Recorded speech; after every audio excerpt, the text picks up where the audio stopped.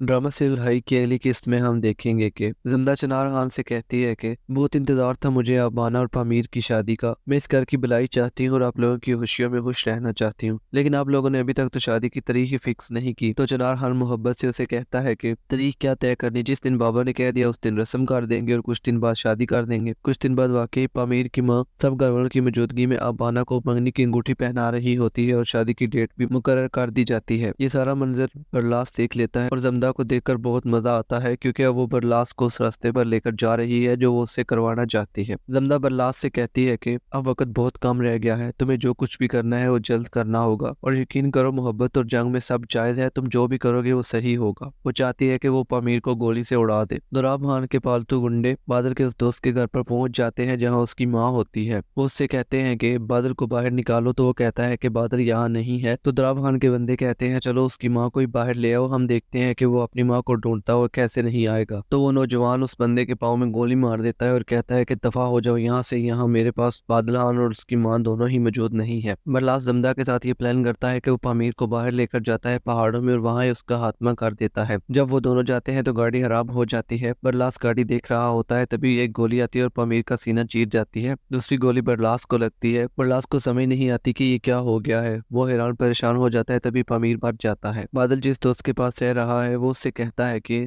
और तुम्हें कैसे पता चला कि पामीर और बरलास वहां जा रहे हैं और तुमने वहां गोली चला दी। तो वो कहता है कि मुझे ये खबर देने वाली जमदा थी। तो उस बंदे को यकीन नहीं आता। जब बरलास जख्मी हालत में और पामीर की लाश लेकर घर जाता है तो घर में कोहराम मच जाता है। चिनार खान सही तरह समझ चुका है कि जो कुछ भी किया है बरलास ने किया है। वो उससे कहता है कि आर तुम कैसे बच गए, या अगर दुश्मन ने गोली चलाई थी तो दुश्मन तुम्हारी गोली से कैसे बच गया। तो बरलास नजर चुराते हुए कहता है ये बात तो मुझे भी समझ नहीं आ रही। चिनार खान अच्छी तरह समझ चुका है कि पामीर को बरलास नहीं मारा है। अब देखते हैं कि चिनार का अगला कदम क्या होगा।